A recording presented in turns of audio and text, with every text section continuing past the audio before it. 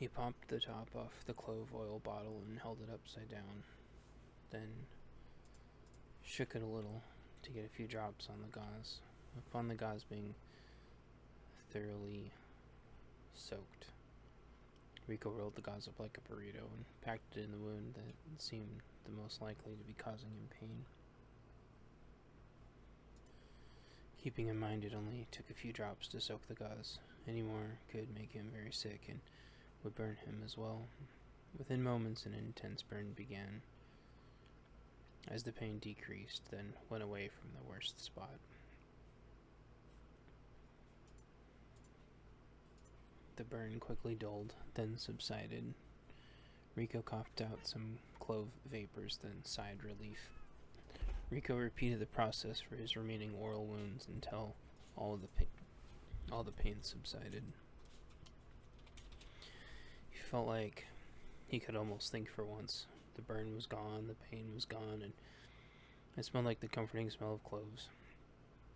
He wrapped up his gloves and tossed them in the garbage and wiped a bit of the burning concentrated liquid off his numbing lips.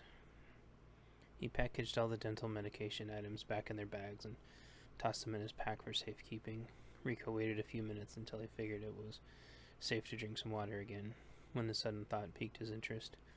He carefully finished off the water bottle with subsequent sips and went to the hybrid motorcycle to start mashing more buttons.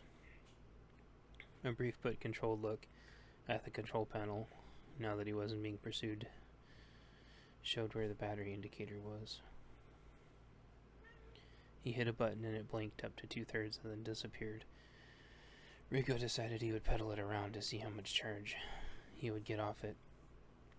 There wasn't really anywhere he needed to go and wasn't in a big hurry to get back to the road anytime soon, so he decided to journey to the watering hole he had been working on. Rico was about to get on the bike when a tiny pain pricked his skull. "A helmet!" Rico exclaimed to himself, but where would he find a helmet? Calmly he let his mind work over the conundrum without pushing it too hard. Paintball! A thought popped up. Ah, yes. Rico thought to himself. The guys had come here a few times to play paintball. He went back into the house, digging through the various chests and bins he had in his house until he found a helmet that was sort of like a motocross helmet. Ricky tried to put it on his head, but it wouldn't fit. The cowboy hat smooshed around his face as if trying to hang on. Glad that nobody was around to rip on him for being silly looking, Rico took off his cowboy hat and set it on the counter. It looked very sad. To attempt to make amends, Rico poofed it up so it looked proud and proper. With that, Rico patted it gently as if it was a loyal pet, and with a nod whispered to the Western-themed hat, "West is the best."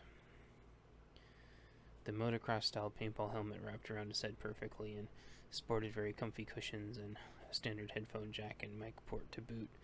He bonked himself lightly on the noggin a few times to get an idea for the impact resistance, and his head barely felt the impact. A solid face and mouth shield kept him safe for any debris he might be kicking up as he pedaled around.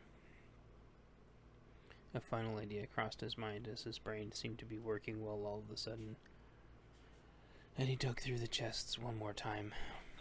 Through the bins, he found a polymer-reinforced motorcycle jacket that was a hand-me-down for paintball. It fit him well enough, and he zipped it up and walked back to his hybrid mountain bike, feeling a bit like a biker badass. Pedaling was a bit weird on the rumbly ground, and it took him a while to get used to the different kind of shock, but before long he was bumping around like a pro.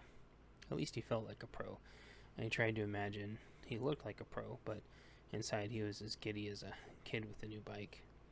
Every once in a while, though, he'd hit a bump a certain way and would get a zing in his arm from the bug bite, but thankfully the pain had faded fast from his alkaline paste he made, and in not too long he saw his shovel in the distance and knew he'd reached his hopefully soon-to-be waterhole. Sweating from the pedaling, but otherwise feeling pretty good, he stopped near the hole and kicked the bike's stand out. It stood fast on the solid ground and otherwise seemed no worse for wear. He took his helmet and jacket off and hung them on the bike. He looked down to his hole, though, and with his hands still gloved from before, removed the plywood cover. To his satisfaction, there was a little puddle developing in the hole he had dug. He imagined underneath being a spring somewhere, or possibly an underground aquifer that was leaching into a stream or river miles away. He looked around and saw some hills in the distance, but that was about it. Rico noted to himself to bring the drone out next time once it was at full charge to see what it could see. He climbed down into the pit, half sliding until he sloshed into the water. He remembered his boots had air vents, but would hopefully resist the water for a little while as he dug. He also mentally kicked himself for not thinking of a ladder, but was confident he could climb his way out if he needed to. The hole wasn't that deep yet, so he dug and he dug. He saw some bubbles and he dug some more. Then another thought popped in his head. What if he digs so deep he falls into the water? That seemed like a bad thing, but was it plausible? Rico imagined falling in an underground reservoir miles in diameter. But what if he could stay down there? He wondered what it'd be like if he could breathe indefinitely and explore every inch and map it somehow. Wouldn't it be amazing? Then he felt himself sinking. Was it just his imagination? He blinked a few times to clear the cobwebs of his daydream and saw he was in fact sinking. Not one to immediately panic. Rico started straddling the hole as it began filling up with water. It seemed slow, but it couldn't have been fast. Neither option mattered to Federico. He wanted out. The shovel still in his hand, and the dirt having been flung out the hole to somewhere beyond, he was unable to get a foothold or grip purchased anywhere on the walls of the hole he dug.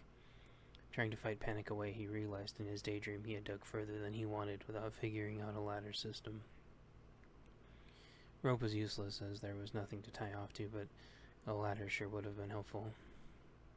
He pushed out the shoulda, woulda, coulda from his mind and began trying to stab the shovel deep into the wall's face. He wiggled it in and tried slamming it deeper as the water got up past his ankles. With several slams and wiggles, he got the shovel slammed in to where it seemed solid and made a gesture to climb on top of it. Rico got one leg over and it held, and then he got the other and sat on it. The shovel seemed solid, but Rico couldn't rely on his imagination anymore for how long the shovel may hold. He envisioned himself swimming through the aquifer again briefly and managed to hoist himself up on one foot and then the other. It was enough for him to get a leg up over the embankment and pull himself up horizontally enough to roll to safety as the shovel plopped down into the hole. Safe from the pit of water filling up, Rico was relieved, but then realized that was his only rounded shovel. He also saw that his empty water bottle had fallen out of his pocket and was bobbing up and down in the water as the hole filled up. Before long, the shovel was floating also. Rico sat in amazement as both objects floated up to him in unison as if they were longing slowly to be reunited. He sat at the edge of the hole for the rest of the day in awe as his hole filled up. The only thing he was missing was his cowboy hat. Chapter 10. Coming Together. Eventually the water bottle and shovel floated to where he could reach them. Rico played with the idea of drinking tons of the water, but remembered that his shovel had been sitting in it.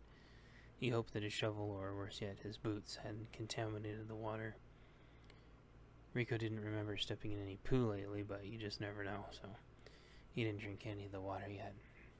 He wanted to shovel more, but the shovel needed to dry out. He shuffled the plywood over his watering hole superstitiously, worrying that it'd somehow get contaminated or something would drink it all, or someone would fall in it, or it'd mysteriously dry up, or end up being an illusion. Lots of ors, so that was Rico's cue to head home and grab his tea and call it a night. He hopped on his bike, put his helmet and jacket again, and pedaled his way home. Tomorrow he would bring his drone and shovel out a waterway. His sun tea lulled him to sleep as his new battery heated his water and kept his electronics charged. Before he fell asleep, he remembered to plug in his radio as well. Maybe he would find somewhere tomorrow to get a better signal he didn't know. He'd been leaving it on the repeater, but never heard anything. Finally giving up on waiting for someone to chime in on the repeater, Rico shut his radio off and fell asleep. There were no vivid dreams, only a fleeting idea of a swarm of bugs chasing him down the road instead of a pickup truck. His arm throbbed gently in the night, thankfully not enough to cause him to lose any sleep.